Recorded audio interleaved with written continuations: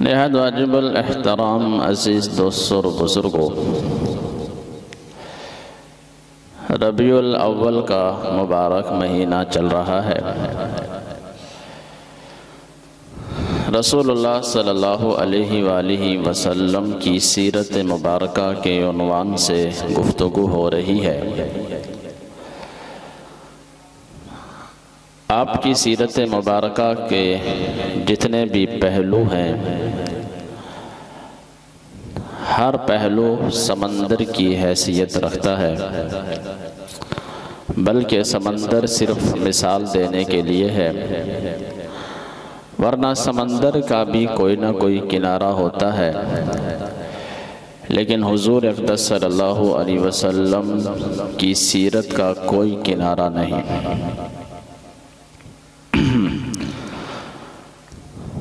میں آپ کے سامنے آپ صلی اللہ علیہ وسلم کو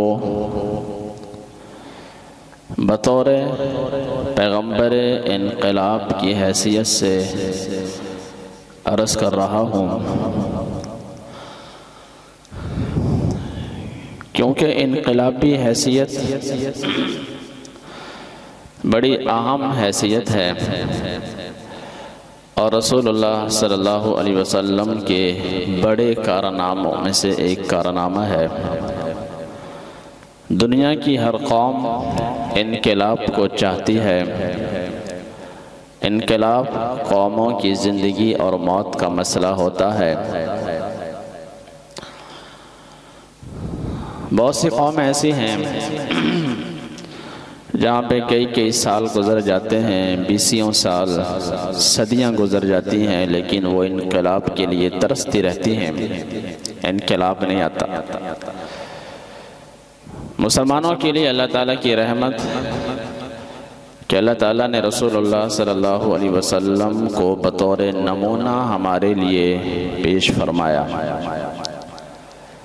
اگر مسلمان آپ صلی اللہ علیہ وسلم کی زندگی کا، آپ کی انقلابی کوششوں کا تہہ دل کے ساتھ مطالعہ کریں، عمل کی نیت کے ساتھ، تو انقلاب انتہائی آسان ہو جاتا ہے۔ تاہم اس میں مشکلات تو پھر بھی آئیں گے، جیلوں میں بھی جانا پڑ سکتا ہے، ہتھکڑیاں لگ سکتی ہیں، لیکن کم از کم منزل تو ٹھیک ہو۔ ایک آدمی کا سفر اپنی منزل کی طرف رواں دواں ہے، اسے پتہ ہے کہ میری گاڑی بالکل صحیح جا رہی ہے۔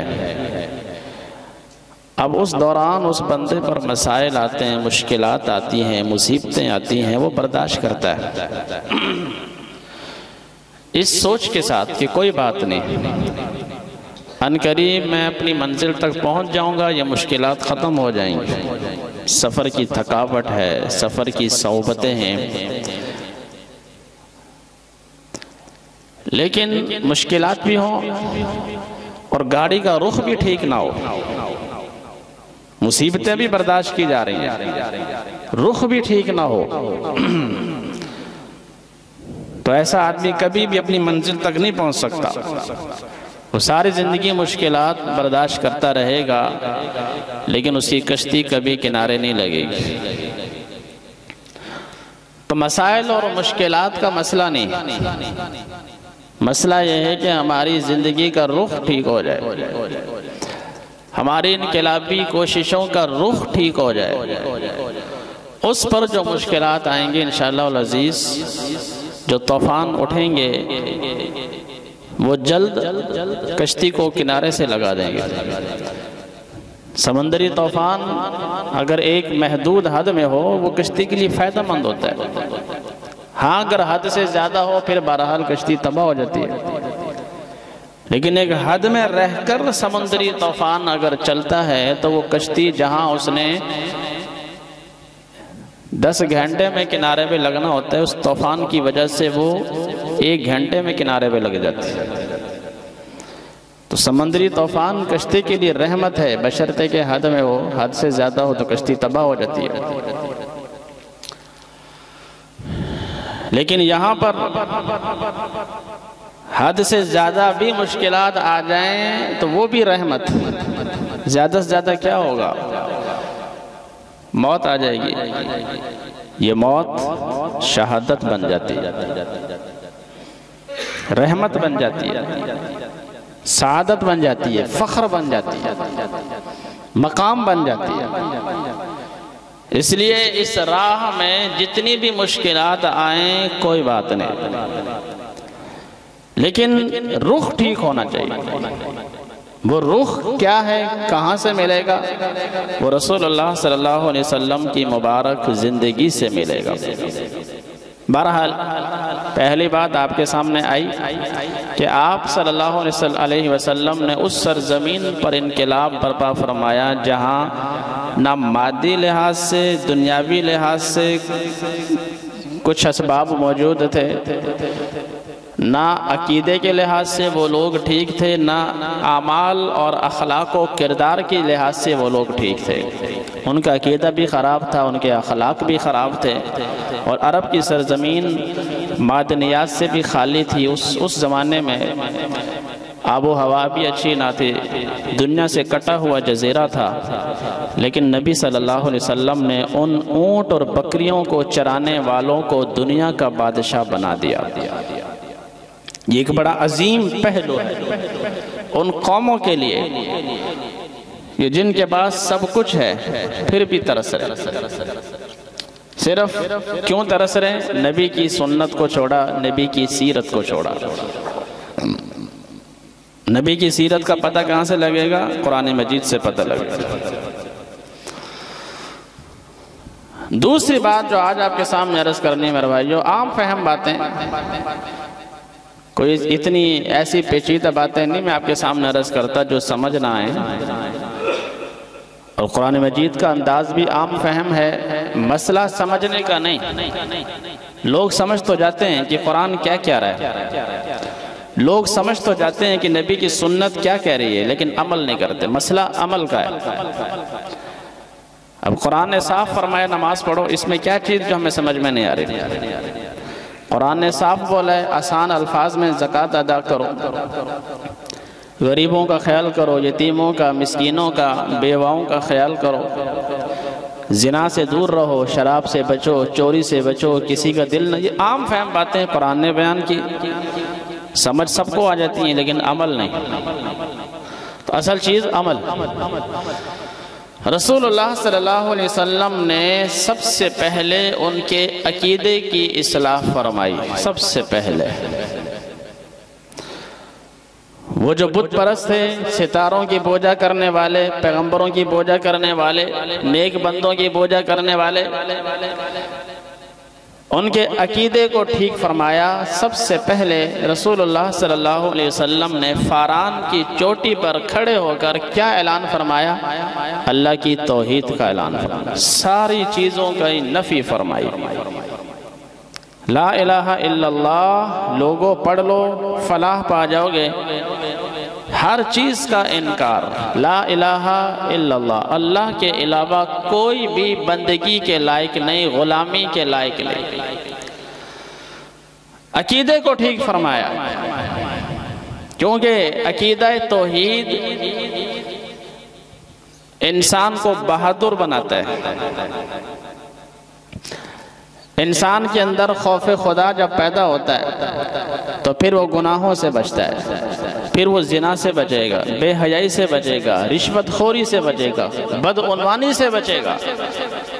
سب سے بڑی بات وہ دنیا کی کفریت طاقتوں سے نہیں گھبرائے. انقلاب کے لیے یہ ساری چیزیں ضروری ہیں. بہادر ہونا ضروری ہے، جان کی پرواہ نہ کرے، ملک و ملت اور سلطنت کی پرواہ نہ کرے. ہاں یہ بات کہی جاتی ہے کہ اگر وقتی طور پہ طاقت نہیں، کمزور ہیں، ہم مقابلہ نہیں کر سکتے، اس کے لیے قرآن و سنت کی یہ تعلیمات ہیں کہ ذہن بنا کر اس درجے کی قوت حاصل کی جائے، سوچ رکھی جائے آہستہ آہستہ. ظاہر بات ہے میرے بھائیو، جب اس ملک کے لیڈران، اس ملک کے بڑے کرپشن ختم کر دیں، بدعنوانی ختم کر دیں، اور اخلاص کے ساتھ، اچھی سوچ کے ساتھ وہ اس دھن میں لگ جائیں کہ ہم نے دنیا کی کفریت طاقتوں کے ہم پلے میں کھڑے ہونا ہے، ان کے برابری کی سطح پہ ہم نے طاقت حاصل کرنی ہے، تو کیا اللہ مدد نہیں کرے گا؟ اس کی موٹی سی مثال ہمارا ایٹمی پروگرام ہے۔ حکمرانوں نے نیت کی، عزم کیا، ہم نے کچھ بھی ہو جائے ہم نے یہ قوت حاصل کرنی ہے۔ ڈرایا گیا کہ پابندیاں لگ جائیں گی، ڈرایا گیا اقتصادی پابندیاں عائد کر دی جائیں گی، ڈرایا گیا کہ ملک کی معیشت اس کی متحمل نہیں، ڈرایا گیا قوم بھوکی مر جائے گی، لیکن حکمرانوں کے الفاظ کیا تھے؟ ہم گھاس کھا لیں گے، پتے کھا لیں گے، پابندیاں لگیں تو لگیں، دنیا سے کٹیں تو کٹ جائیں، لیکن ایٹم بنا کے رہیں۔ الحمدللہ ایٹم بنا کے نہیں بنا، نہ قوم بھوکی مری، نہ گھاس کھانی پڑی، نہ پتے کھانے پڑے، نہ پابندیاں لگیں تو عارضی ختم کر دی۔ اسے کہتے ہیں ایمان، اسے کہتے ہیں پختہ ارادہ۔ تو وہ تو بات ٹھیک ہے، بہت سے دانشوران یہ کہتے ہیں کہ ہمارے پاس طاقت نہیں تو حاصل کرو، سوچ تو رکھو انقلاب کی، ذہن تو بناؤ انقلاب کا۔ ذہن ختم کر دیا گیا، سوچ ختم کر دی گئی، کھرچ کر یہ بات ذہنوں سے نکال دی گئی کہ ہم نے کچھ کرنا ہے، آگے بڑھنا ہے، قوم کو کچھ دینا ہے، دنیا کے انسانوں کو کچھ دینا ہے، بس اپنے پیٹ پہ ہاتھ پھیرنا، اور اس میں بھی ناکام۔ جو لوگ دوسروں کا نہیں سوچتے، اپنا کچھ نہیں بنتا اسی کا ہے جو دوسروں کے ہاتھ پہ کچھ رکھ دے، بنتا اسی کا ہے جو دوسروں کی خیرخواہی سوچے، بنتا اسی کا ہے جو اپنا پیٹ کاٹ کر اپنی اولاد کو پڑھائے، اس گھر میں خوشحالی آتی ہے۔ ایک باپ اپنے پیٹ پہ ہاتھ پھیرے، اولاد پہ خرچ نہ کرے، اولاد کی نہ سوچے، اس گھر میں خوشحالی نہیں آئے گی، بالآخر وہ گھر تباہ ہو جائے گا، بچے برباد ہو جائیں گے، کوئی چور بن جائے گا، کوئی ڈاکو بن جائے گا، کوئی نشئی بن جائے گا۔ اسی گھر کے اندر انقلاب آتا ہے کہ باپ ماں اپنے پیٹ کو کاٹ کر اپنے بچوں کا سوچے، دوسروں کا سوچا، اللہ نے اس گھر کو مالدار کر دیا، بچوں کو کامیاب کر دیا۔ یہ سوچ ہی ختم کر دی گئی کہ ہم نے کچھ کرنا ہے قوم کے لیے، ملک کے لیے، دنیا کے لیے۔ مسلمان کی قوم ایک محدود خطے کا نام نہیں، پوری زمین مسلمان کی قوم ہے۔ تو سب سے پہلے عقیدہ ٹھیک، زندگی اور موت کس کے ہاتھ میں؟ اللہ کے ہاتھ میں۔ امیری غریبی کس کے ہاتھ میں؟ اللہ کے ہاتھ میں۔ وَأَنَّهُ هُوَ أَمَاتَ وَأَحْيَا، اللہ ہی مارتا ہے، اللہ ہی زندگی دیتا ہے۔ وَأَنَّهُ هُوَ أَحْيَا وَأَنَّهُ هُوَ أَغْنَى وَأَقْنَى، وہی غنی کرتا ہے، وہی تنگ دست کرتا ہے۔ وَأَنَّهُ وَأَضْحَكَ وَأَبْكَى، وہی ہنساتا ہے، وہی رلاتا ہے۔ وَأَنَّهُ خَلَقَ الزَّوْجَيْنِ الذَّكَرَ وَالْأُنثَى، اسی نے مرد کو پیدا کیا، اسی نے عورت کو پیدا کیا، من نطفة، ایک نطفے سے۔ وَأَنَّ عَلَيْهِ النَّشْأَةَ الْأُخْرَى، وہی مرنے کے بعد دوبارہ زندہ کرے گا۔ یہ عقیدہ توحید ہے۔ من کان یرید العزت، جو لوگ عزتوں کے خواہش مند ہیں، جو یہ چاہتے ہیں ہمیں عزت ملے، ہمیں مقام ملے، ہمیں دنیا میں نام ہمارا ہو، دنیا میں ہماری عزت ہو،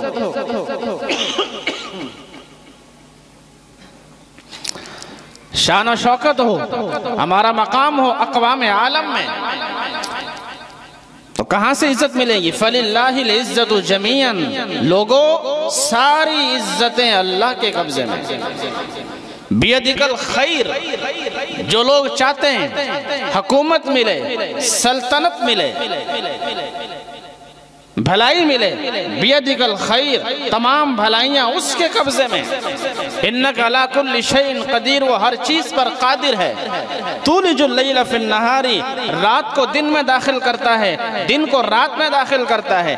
وَتُخْرِجُ الْحَيَّ مِنَ الْمَيِّتِ، مردہ سے زندہ کو نکالتا ہے، زندہ سے مردہ کو نکالتا ہے۔ وَتَرْزُقُ مَن تَشَاءُ بِغَيْرِ حساب، اور جس کو چاہتا ہے بغیر حساب کے رزق عطا کرتا ہے۔ یہ الفاظ تھوڑی ہیں، یہ اپنانے کی چیز ہے، عمل کرنے کی چیز ہے، یہ ذہن میں راسخ کرنے کی چیز ہے۔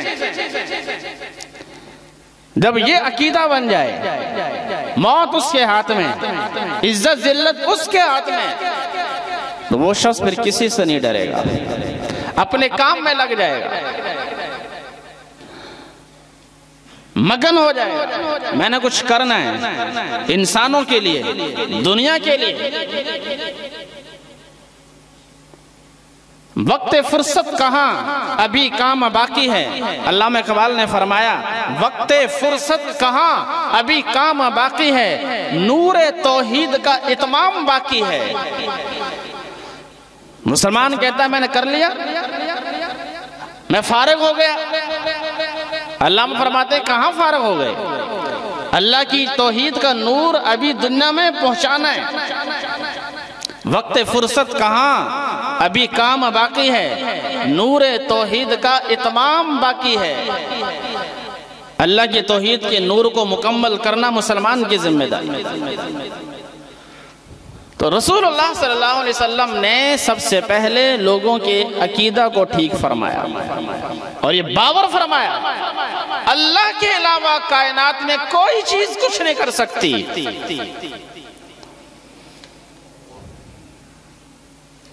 قرآن مجید نے کتنے مقامات پر یہ جملہ بولا ہے، ما یفتح اللہ للناس من رحمت فلا ممسک لہا وما یمسک فلا مرسل لہ من بعد۔ اللہ جس کے لیے رحمت کے دروازے کھول دے اسے کوئی بند نہیں کر سکتا، جس کے لیے بند کر دے اسے کوئی کھول نہیں سکتا۔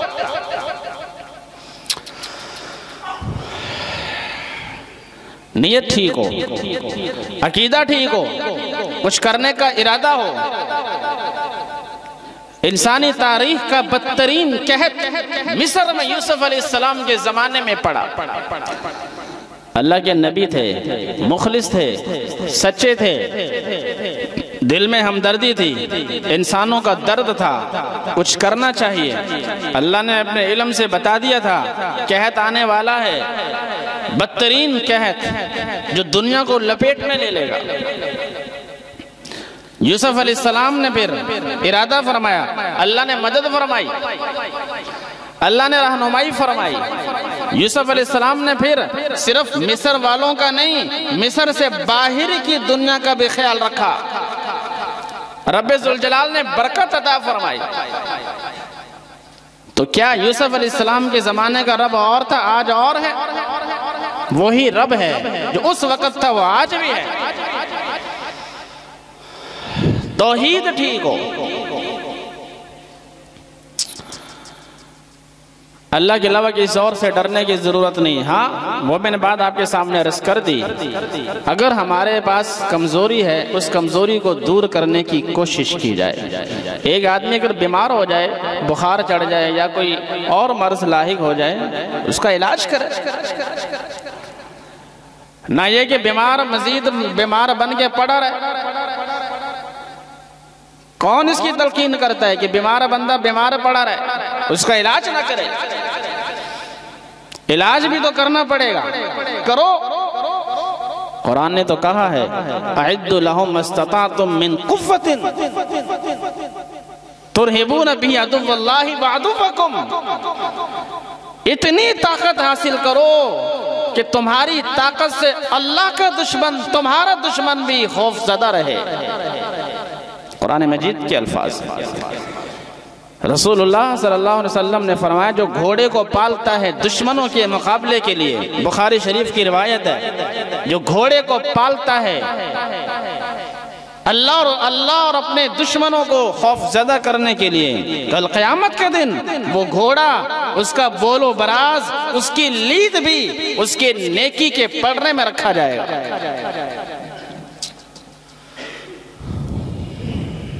اس لیے ہمیشہ بیمار نہ پڑے رہیں، ہم کچھ نہیں کر سکتے، ہماری معیشت کمزور، ہمارا فلاں کمزور، ہمارے پاس طاقت نہیں، اسلحہ نہیں، سوچ تو رکھو۔